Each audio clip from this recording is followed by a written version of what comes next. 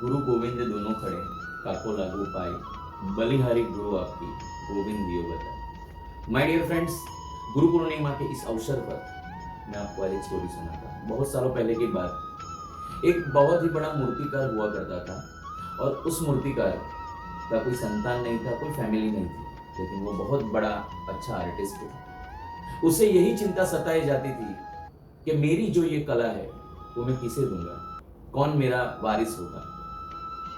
एक दिन एक बच्चा नजदीक के गांव से आया और उसकी चौखट पे बैठा रहा। थोड़ी देर देखने के बाद वो गया बच्चे के पास और उसने पूछा कि बेटा क्या हुआ, आप अकेले हो, आप क्यों यहाँ बैठे हो। बच्चे ने कहा कि मेरे जीवन में कोई नहीं रहा है, मेरा परिवार खत्म हो चुका है। मूर्तिकार ने बच्चे को अंदर लिया, खाना खिलाया और बोला कि तू यहाँ आज से रह सकता है, तुझे जो भी अच्छा लगे यहाँ काम कर लेना। इसी तरह वो बच्चे को अपने पास रखा। धीरे धीरे बच्चा बहुत ही अच्छे से उनसे घुल मिल गया और मूर्तिकार जब भी मूर्ति बनाता बच्चा उसे देखता रहता। और एक बार जब मूर्तिकार घर पे नहीं था, वो बाहर गया, तब वो बच्चा मूर्ति बनाने बैठा। जैसे ही मूर्तिकार पहुंचा तो मूर्तिकार ने देखा कि ये बच्चे को सीखने का लगन है, इसलिए मूर्तिकार ने सोचा कि अब मेरी चिंता का हल मुझे मिल गया है और मैं इस बच्चे को बहुत ही अच्छे से तैयार करूंगा। मूर्तिकार ने उसे मूर्ति बनाना सिखाना स्टार्ट किया। बच्चा बड़ा होता गया, मूर्तिकार बूढ़ा होता गया। और माय डियर फ्रेंड्स, जो आया है वो जाने ही वाला है।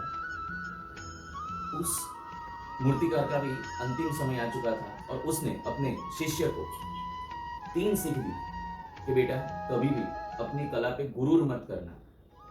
दूसरी, कभी भी अगर तुझ में कोई ऐब या गलती निकालता है तो उसे चैलेंज करने की जगह पे तू अपने अंदर झांकना और तुझे अपने अंदर क्या चेंजेस लाने हैं वो तुझे देखना है। और तीसरी कि कभी भी बड़बोलापन मत करना, लोगों को सुनना समझना और उसके बाद ही उत्तर देना।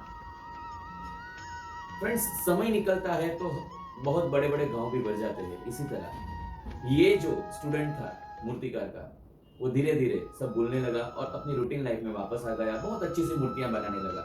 एक बार उसकी वहां एक साधु महात्मा आए और महात्मा ने कहा कि मुझे विष्णु भगवान की बहुत अच्छी मूर्ति बनानी है। ये मूर्तिकार ने कहा कि अगर आपको मूर्ति बनानी है तो मैं बना के दूंगा, लेकिन 1 मंथ के बाद आना। महात्मा को लगा कि 1 मंथ, लेकिन उन्होंने सोचा कि होगा कुछ। 1 मंथ के बाद जब वो महात्मा उसके पास वापस आए और उन्होंने देखा तो मूर्तिकार ने जो मूर्ति बनाई थी, साक्षात विष्णु भगवान अंदर से बाहर निकल के बोलेंगे, ऐसा उसे लग रहा था। महात्मा ने बोला कि बेटा इसका क्या दाम मुझे देना होगा। मूर्तिकार ने बोला इसका कोई दाम नहीं है प्रभु, मुझे पाप में मत डालिए, ये तो मेरा अहोभाग्य है कि मैं ये मूर्ति बना सका। ये बात सुन के महात्मा ने बोला कि जा बेटा, मैं तुझे एक आशीर्वाद देता हूँ कि तू देवों की वाणी सुन सकेगा और समझ सकेगा। कुछ दिन के बाद मूर्तिकार अपने वहां दूसरी मूर्तियां बना रहा था, तब उसे एक आवाज सुनाई दी जिसमें 2 लोग बात कर रहे थे और एक दूसरे से बोल रहा था कि ये मूर्तिकार कितना अच्छा मूर्तिकार है, लेकिन 3 दिन के बाद हमें इसके प्राण हरने होंगे, हमारा काम भी कैसा है। यह सुन के उसके पांव के नीचे से जमीन निकल गई। मूर्तिकार ने सोचा कि मैं अभी मरना नहीं चाहता, तो अब मैं क्या करूं। उसने अपने ही जैसी और 4 मूर्तियां बनाई और 3 दिन के बाद वो 4 मूर्तियों के बीच में खड़ा रहा।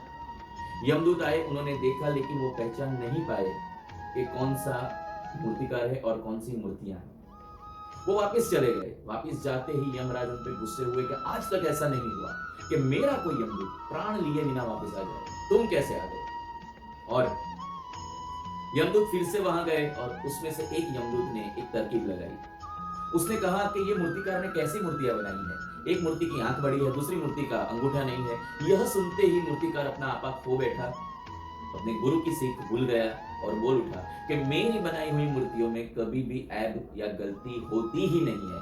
यह सुन के ही यमदूत समझ गए कि यही मूर्तिकार उसके प्राण हर लिए और चले गए। माय डियर फ्रेंड्स, मैं इस कहानी से आपको यही बात बताना चाहता हूँ कि हमारे जीवन में हमारे माँ बाप, हमारे शिक्षक, हमारे गुरु हमें जो भी सिखाते हैं, हमें लाइफ में जो भी सीख देते हैं, वो हमारे लिए बहुत ही अच्छी होती है, हमारे लिए प्रगतिकारक होती है। जो इंसान अपने माँ बाप, अपने गुरु, अपने शिक्षक की दी हुई शिक्षा को ग्रहण करके उसे लाइफ में यूज करता है वो तरक्की की सीढ़ियां चढ़ता ही जाता है, और जो इंसान इस मूर्तिकार की तरह उसे भूल जाता है उसे काफी कठिनाइयों का सामना करना पड़ता है। So all of you, happy Guru Purnima. Myself Sandeep Pathak, educationalist, motivational speaker and youth mentor. और ऐसी ही अच्छी अच्छी कहानियां सुनने के लिए बने रहिए मेरे साथ।